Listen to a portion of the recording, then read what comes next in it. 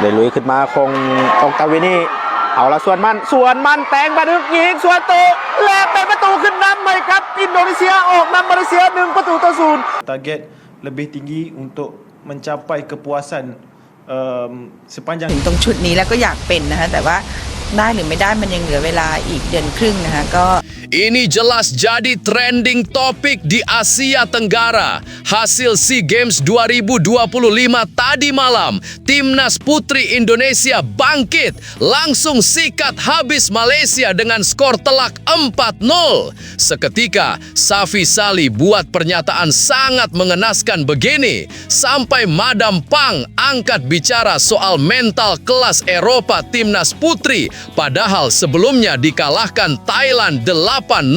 Benarkah demikian? Alhamdulillah, kabar gembira. Satu nama misterius ini digadang-gadang jadi pelatih timnas senior Indonesia yang baru yang akan diumumkan oleh Ketum PSSI Erick Thohir. Pernah bawa negara ini lolos ke Piala Dunia dan raih prestasi gemilang. Siapakah dia? Temukan jawabannya di sini. Mantap fans timnas Indonesia, auto lega.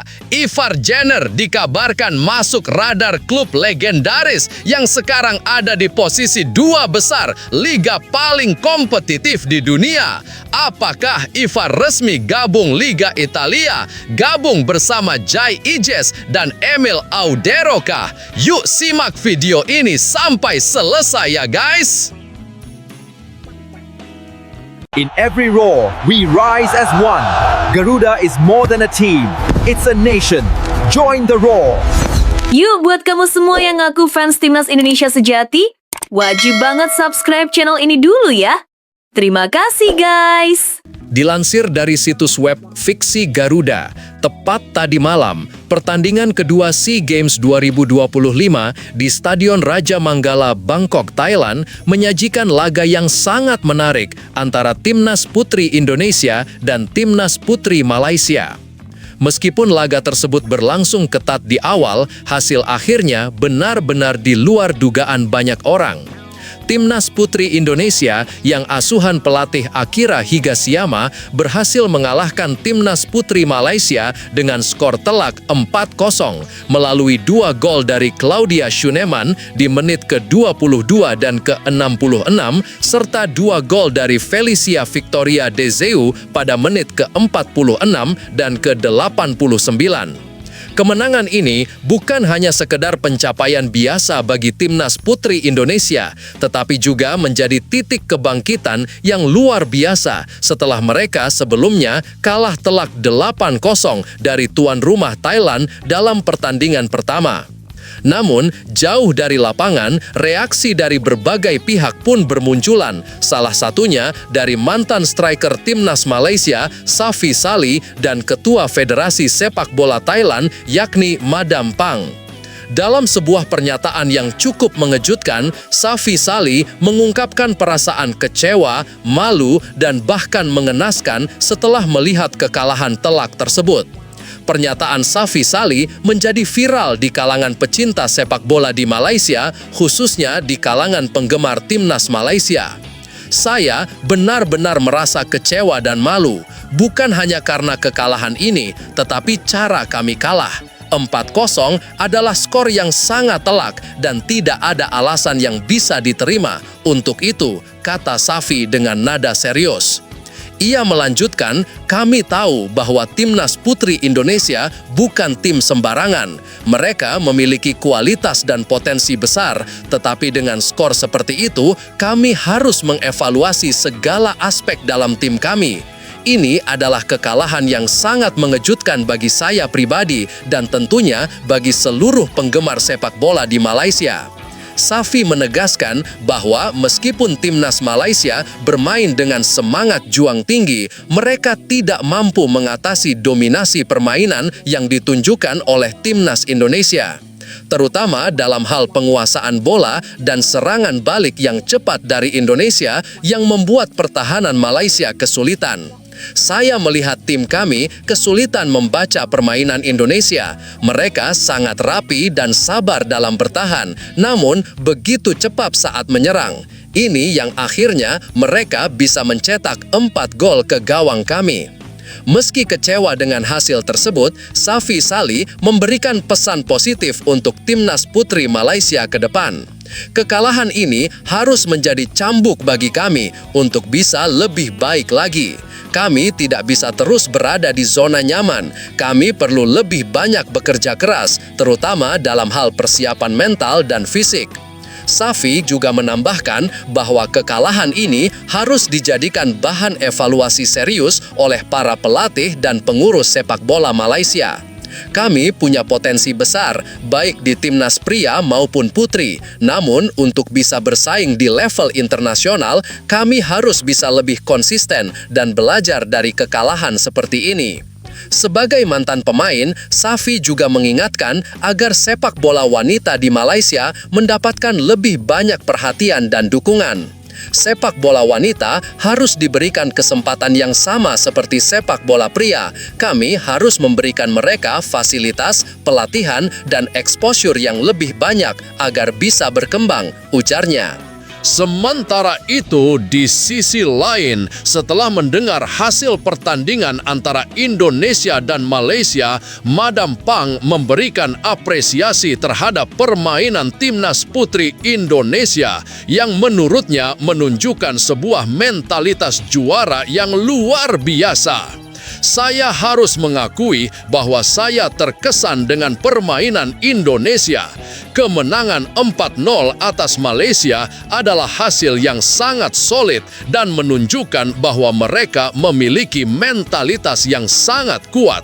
Mereka bangkit dengan cepat setelah kekalahan besar dari Thailand dan tampil luar biasa.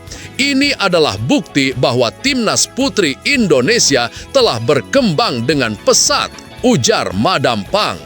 Lebih lanjut, Madam Pang menambahkan bahwa Indonesia menunjukkan kematangan dalam permainan meskipun mereka sebelumnya baru saja mengalami kekalahan telak dari Thailand. Saya pikir mereka, Indonesia, telah menunjukkan bahwa sepak bola wanita di Asia Tenggara semakin berkembang. Indonesia bisa belajar banyak dari pengalaman mereka dan mampu bangkit dengan cepat. Ini adalah langkah besar dalam perjalanan mereka untuk menjadi kekuatan besar di kawasan ini, jelasnya. Madam Pang juga menekankan bahwa Thailand harus tetap waspada terhadap kekuatan timnas putri Indonesia yang dalam waktu singkat mampu bangkit setelah mengalami kekalahan besar. Meskipun Thailand berhasil mengalahkan Indonesia dengan skor besar di pertandingan pertama, kita tidak bisa meremehkan mereka. Timnas Indonesia memiliki pemain-pemain berkualitas dan dengan pengalaman mereka yang terus berkembang, mereka bisa menjadi ancaman besar di masa depan. Sebagai ketua federasi, Madam Pang berpesan bahwa Thailand perlu terus menjaga kualitas dan performa mereka, serta tidak boleh lengah menghadapi tim-tim yang semakin berkembang di Asia Tenggara, termasuk Indonesia. Saya yakin Thailand akan terus bekerja keras untuk menjaga dominasinya di kawasan ini. Tetapi kita juga harus mengakui bahwa kompetisi semakin ketat. Timnas putri Indonesia telah menunjukkan bahwa mereka bukan tim yang bisa dianggap remeh. Selain mengkomentari permainan tim, Madam Pang juga memberikan pujian kepada pelatih timnas putri Indonesia, Akira Higashiyama, yang dinilai berhasil membawa perubahan signifikan dalam tim. Saya sangat mengapresiasi kerja keras pelatih Akira Higashiyama.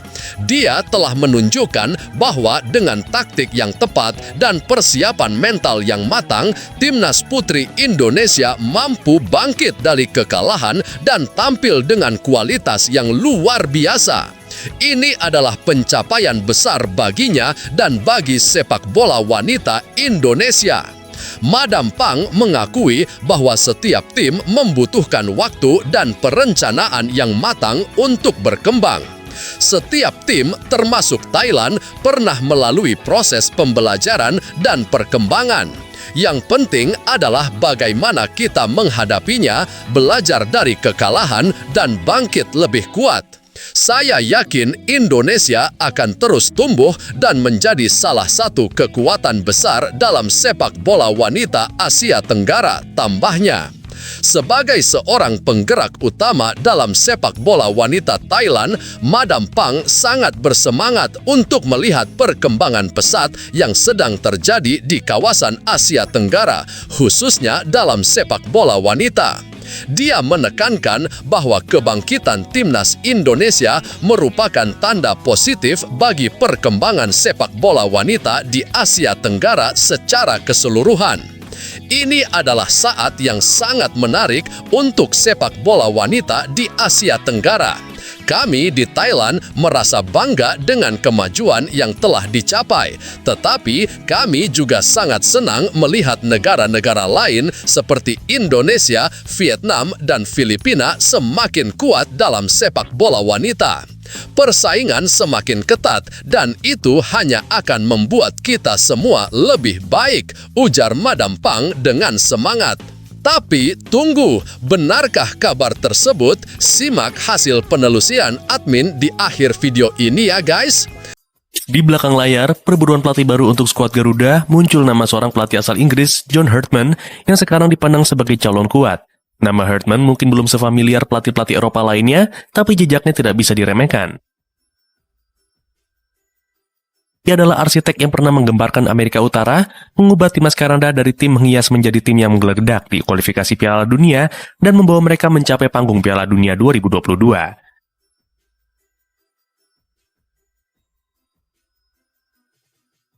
Lahir di Consett, Inggris, Herdman membawa mental pembangun, bukan sekedar pengasuh taktik, dan itu yang membuatnya diincar oleh PSSI.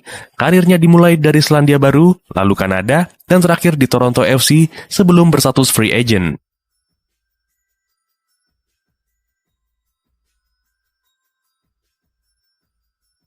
Pelatih Inggris di timnas kita bukanlah hal-hal baru. Sebelum Herdman, ada sosok yang pernah menghirup atmosfer Garuda, Peter White, legenda asal Inggris yang memimpin timnas Indonesia pada 2004 hingga 2007.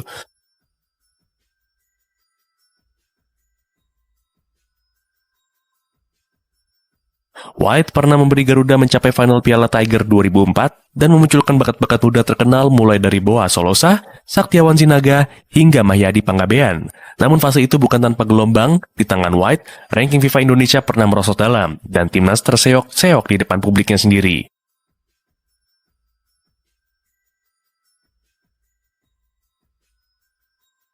Kini nama Herdman muncul dan beda generasi menjadikan harapan baru. Herdman terkenal membawa budaya kerja yang tak bisa ditawar, mentalitas besi, dan perhitungan detil yang selalu dia terapkan di setiap sisi latihan. Di Kanada, metode-metodenya membuat para pemain mengalami kenaikan kualitas secara dramatis, dan itu pula yang diharapkan terjadi di timnas Indonesia jika ia ditunjuk.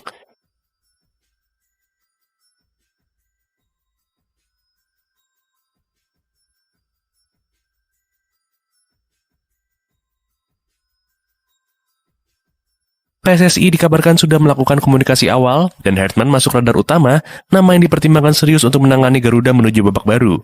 Bila benar Herdman yang dipilih, maka Indonesia bukan hanya mendapat pelatih, tapi membangun sistem, pengubah mental, dan figur yang bisa membawa Garuda menerjang standar baru di kawasan.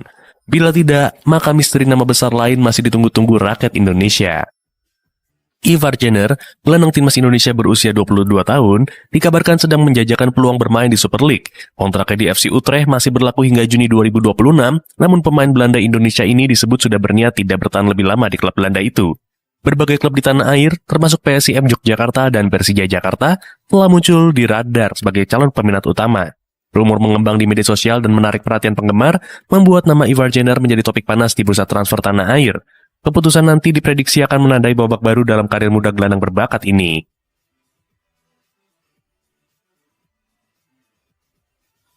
Di media sosial, PSIM menjadi klub yang paling sering dikaitkan dengan Ivar Jenner. Laskar Mataram membutuhkan tambahan gelandang sebagai pilihan lain di luar Ze Valente, Pulga Vidal, dan Raksmatso Rakmatzoda. Meski masih memiliki Donny Wammerdam, pemain Belanda berusia 23 tahun itu sedang cedera pergelangan kaki dan diprediksi baru bisa turun lapangan pada akhir Desember 2025. Pelatih PSIM, John Paul van Gassel, menegaskan sementara waktu bahwa mereka tidak bisa membawa pemain baru saat ini karena budget sudah terpakai. Namun pelatih membuka peluang untuk pergerakan di masa depan jika situasi keuangan dan kebutuhan tim memungkinkan, menunjukkan kesiapan klub untuk mengadaptasi strategi transfer sesuai kebutuhan sepak bola. Sementara itu, Persija juga dikabarkan berkeinginan menambah amunisi di bursa transfer musim depan. Presiden Macan Kemayoran, Muhammad Prapanca, menyerahkan keputusan penuh kepada pelatih Mauricio Souza. Namun Prapanca menegaskan bahwa klub terbuka untuk mendatangkan Ivar Jenner selama anggaran finansial masih terkendali. Langkah ini menunjukkan minat serius Persija untuk menguatkan lini tengah depan talenta muda berbisa dan memberikan dimensi baru bagi strategi tim di musim depan. Kesiapan klub ibu kota untuk mengadaptasi anggaran menunjukkan komitmen terhadap pengembangan skuad dan keberlanjutan tim. Dengan bursa transfer tengah musim yang dibuka pada Januari 2026, Ivar Jenner berada di titik krusial karirnya. Pilihan klub, keputusan pelatih, dan strategi finansial klub akan menentukan arah baru bagi gelandang timnas ini. Publik dan penggemar sepak bola Indonesia sedang menunggu keputusan yang bisa menandai babak baru dalam perjalanannya di tanah air. Menjalani laga perdana grup C, Filipina U22 langsung tampil menyerang saat bersuah Myanmar U22 di ajang SEA Games 2025 Thailand. Tim berjuluk The Ascals tersebut beberapa kali mengancam gawang Myanmar. Menit 19 Filipina berhasil membuka keunggulan melalui Monis Alex James. Skor 0-1, Filipina memimpin.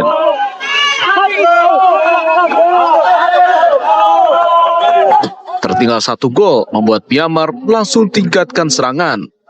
Namun hingga babak pertama usai, skor tetap tak berubah. Meski babak kedua jalannya laga tak jauh berbeda. Hingga menit 50, Filipina berhasil gandakan keunggulan lewat gol bunuh diri Lawet Pound. Skor 0-2 untuk keunggulan Filipina bertahan hingga laga usai. Hasil ini membuat Filipina untuk sementara memuncaki klasemen grup C dengan 3 poin. Selanjutnya, Filipina akan berjumpa Indonesia pada Senin mendatang. Di 4 grup awal dari grup A sampai D, 3 tuan rumah menjadi sorotan. Meksiko berada di grup A, Kanada di grup B, dan Amerika Serikat di grup D. Ketiga grup itu masih menunggu pemenang playoff dari benua Eropa, sementara hanya grup C yang lengkap, ada Brasil, Maroko, Haiti, dan Skotlandia.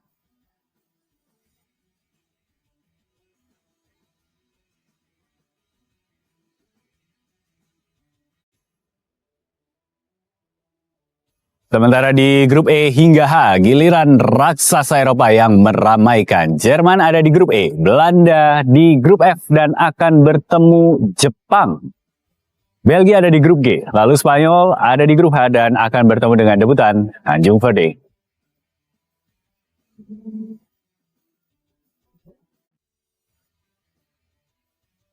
Lalu di 4 grup selanjutnya ada Prancis di grup I.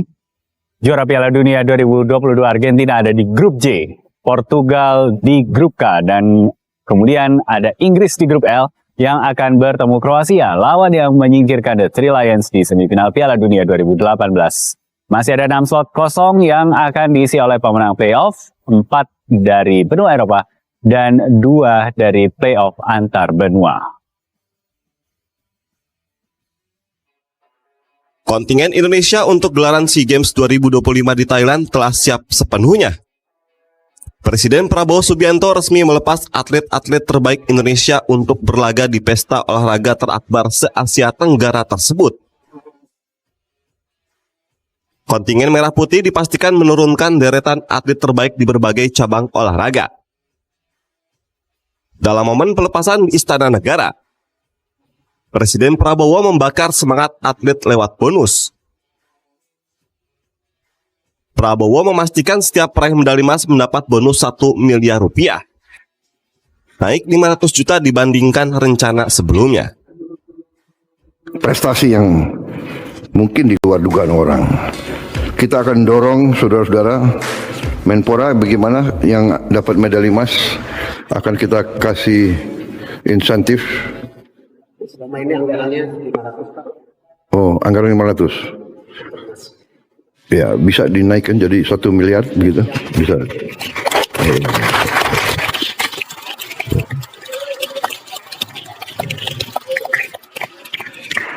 Bisa kan? Oh, Menseknek bisa? Ya. Alhamdulillah. Jadi saya yakin saudara bertanding tidak semata-mata karena uang, tapi dari muka saudara-saudara kelihatan kalau mendapat penghargaan seperti itu akan sangat membantu karier kamu. Benar atau tidak? Jadi ini bukan kita ya semua dinilai dengan materi, tidak. Sementara itu, Menpora Erick Thohir menyebut jika kontingen Indonesia mengirimkan total 1.021 atlet untuk mengikuti 48 dari 51 cabang olahraga yang dipertandingkan. Jumlah itu merupakan yang terbesar keempat setelah Thailand, Filipina, dan Malaysia. Dan alhamdulillah sampai saat ini, detik ini, saya masih berpotensi dan saya masih bersemangat untuk latihan dan persiapan buat SEA Games nanti. Dan insya Allah nanti SEA Games saya bisa tampil maksimal karena memang persiapannya latihan dari makan tidur, insya Allah saya sudah siap berikan yang terbaik buat Indonesia. Ya sangat senang sekali ya, sangat senang sekali karena bisa langsung dilepas oleh Bapak Presiden dan ya harapan kami semoga kami bisa memberikan yang terbaik di SEA Games nanti. Ada target mungkin Mbak di SEA Games tahun ini? Kalau untuk target pribadi 3 medali emas. Positif ya? Positif. Pada SEA Games 2023 lalu, Indonesia finish di peringkat ketiga dengan total 87 medali emas, 80 perak, dan 109 perunggu. Laga tunda antara PSM Makassar melawan Persebaya Surabaya akan berlangsung Sabtu malam di Stadion Gelora B.J. Habibie, Parepare, Sulawesi Selatan. Di bawah asuhan pelatih Thomas Truka, tim Juku Eja telah menemukan ritme permainannya. Kemenangan demi kemenangan diraih dari 3 laga sebelumnya. Bahkan Yuran CS menunjukkan mental baja dengan melakukan remontada dramatis di laga sebelumnya menghadapi Persis Solo. Mereka kini memiliki agresivitas dan energi baru bertumpu pada kecepatan di sisi sayap serta ketajaman pada penyerang asing dan lokalnya. Pelatih PSM Makassar Thomas Truka mengatakan ia telah mencoba memperbaiki kesalahan pada laga sebelumnya. Pria asal Republik Ceko ini mengaku timnya sudah siap menghadapi Persebaya Surabaya pada Sabtu malam. We won last game but we conceded 3 goals. And we don't want such scenario home, and because 3 hard attacks away were enough, and I don't want any other hard attacks, and we really need to fight to have the 3 points at home. So I believe the fans are coming. I still hope that more fans will come, more fans will buy the tickets, more fans will sacrifice the time and then come to see us not only from Parepare but also from Makassar. So I'm looking forward to the game tomorrow to see the stadium full fired in all sectors. Sementara itu Persebaya Surabaya datang ke Parepare dengan misi mengakhiri paceklik kemenangan. Meskipun tim bajul ijo selalu tampil solid dan sulit dikalahkan, terbukti dari serangkaian hasil imbang mereka sangat membutuhkan kemenangan untuk mendongkrak posisi di papan tengah. Di bawah arahan pelatih sementara Uston Nawawi, Persebaya dikenal mengandalkan permainan yang lebih sabar dengan build up serangan rapi dan pertahanan yang terorganisir. Ya tentunya kita juga tahu di 3 pertandingan dengan gol baru PSM hasilnya sangat luar biasa dengan 9 poin. Seperti di awal tadi saya bilang, kita sudah mempersiapkan diri sebaik mungkin untuk pertandingan besok karena setelah itu kan ada jeda waktu lama. Jadi kita berjuang sekeras sekuat tenaga untuk mendekat untuk mendapatkan poin di pertandingan besok. Pertandingan ini menjadi sangat krusial karena kedua tim hanya terpaut 1 poin di klasemen sementara Super League Indonesia, menjadikan duel 6 poin terselubung untuk memperebutkan momentum menuju papan atas. Laga ini diprediksi akan menjadi pertarungan adu strategi antara gaya permainan agresif PSM Makassar dengan serangan balik Persebaya Surabaya. Setelah ditelusuri oleh admin, berita pertama tadi hanya karangan ya guys. Tujuannya untuk edukasi penonton karena mulai marak berita karangan yang menyebar di YouTube. Penulis juga sudah memperingatkan agar hati-hati sebelum menyebarkan video ke temanmu ya.